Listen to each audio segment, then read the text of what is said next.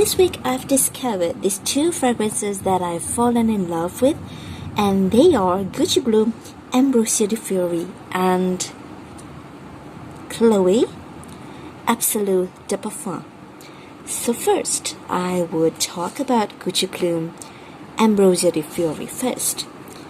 So when I first wore it, I was pleasantly surprised because I think it is so much more intense and it's so much more creamier than the original Bloom.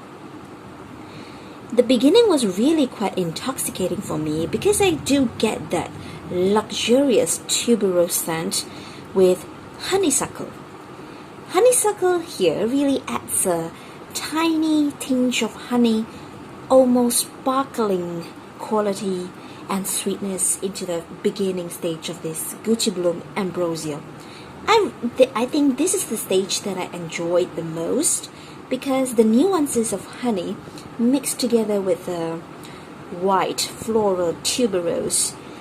This is just a very intoxicating, almost enchanting elixir.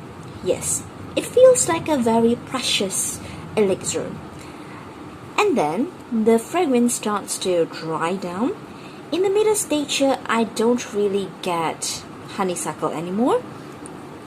I think the honeysuckle in here slowly dries down and fades out, and what I get is a tuberose scent, and it is not the only one which is singing in this perfume. The tuberose here is mixed with a rose scent. Yes. Well, this is not, I don't think this is all a jammy rose. This is quite a peppery rose, but take away the pepperiness, turn down the peppery notch. Turn the peppery feeling and muted it down a bit, but you still get that deep, non-sweet rose scent. Yes. So I think the rose here added with the tuberose makes the whole thing quite herbaceous.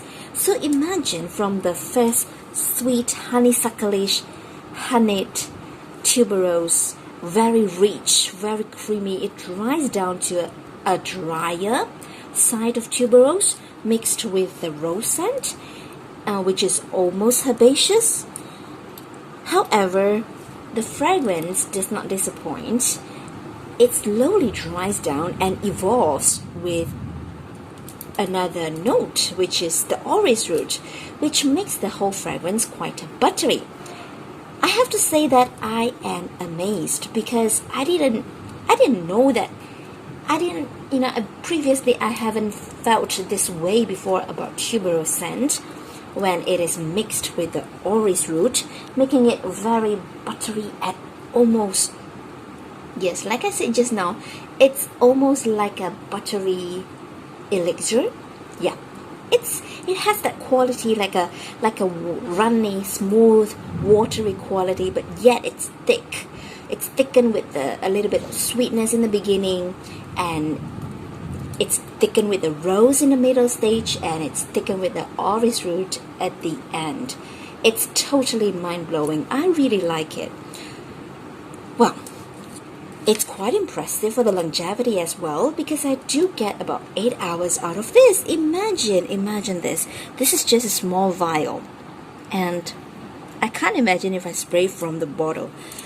However, I would say that the only downside of this fragrance is the price.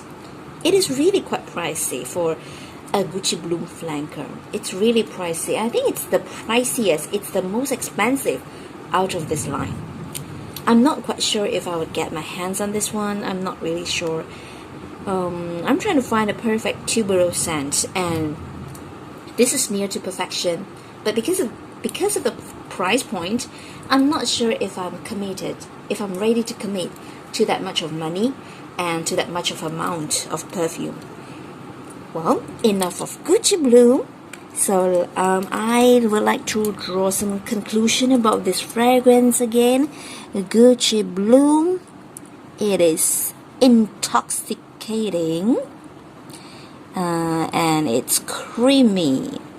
It's not particularly rosy, but it has a touch of the herbaceous peppery rose. Yes, it's not totally jammy rose sweet. No, it's not. So I do get the notes quite prominent. I do get orris root quite prominent. I think tuberose is quite prominent. Orris root is quite prominent. And yes, honeysuckle. I think the honeysuckle really did magic in here. Well, that's about it for Gucci Bloom. The next one on my wish list, not really a wish list because I'm quite satisfied with the mini that I got, is Chloe Nomade. Chloe Nomade. Yeah. And it's the Absolu de Parfum. Well, I would have to say that the Chloe Nomade Absolu really reminded me of the original EDP when I first sprayed it. I think it shares a very similar, almost the same opening with the Mirabelle Plum. Yes, I really do get the Mirabelle Plum. I watched one of the review channel which is called Delicious Delights, and she asked a question about this Mirabelle Plum, and another YouTube reviewer called Olfactive Stories, she commented and she said that the Mirabelle Plum is some kind of fruity plum and it's grown in France. Yes, I do really get this Mirabelle Plum. I think I do get the Mirabelle Plum from another fragrance. I think I can't really remember the name, but it's Divine. It's by Givenchy. I think it's the Divine Nectar line. I'm not quite sure. It's the Dahlia,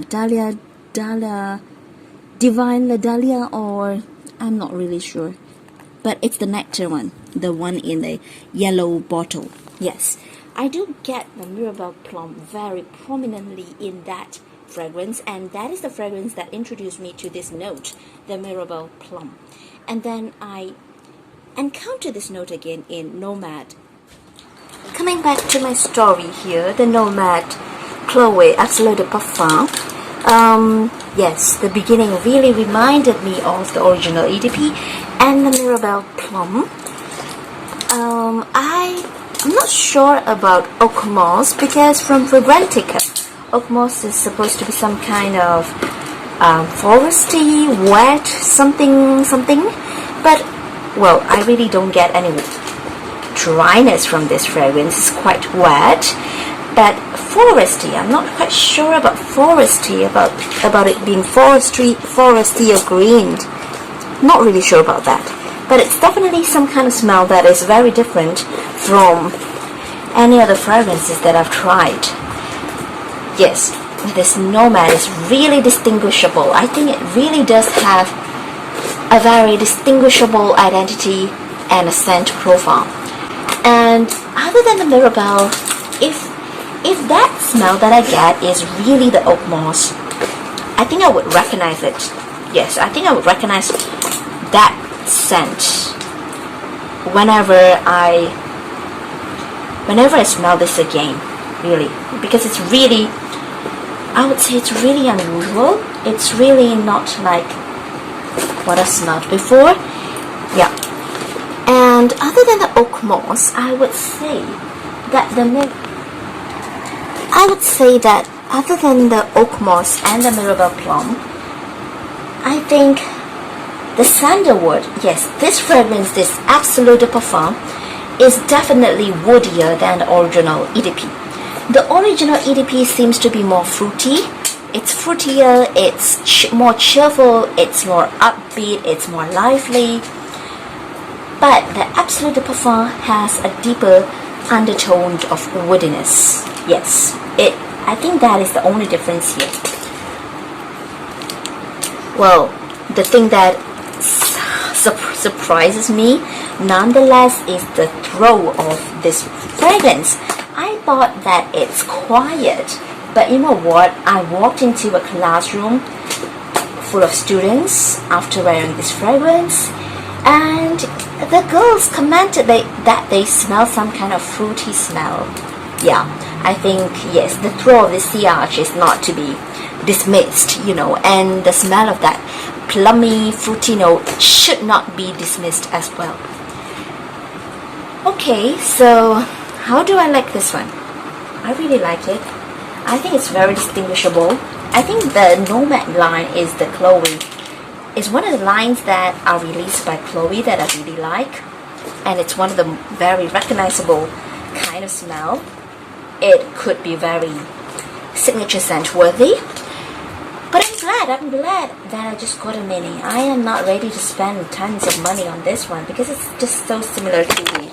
Oh, because it's just so similar to the original. Yeah, it is very similar to the original. Well, my baby is sitting beside me and throwing out all of my perfumes, all of my things from my bag. That's all for me. So I'll see you in the next one, my dear diary. Bye bye.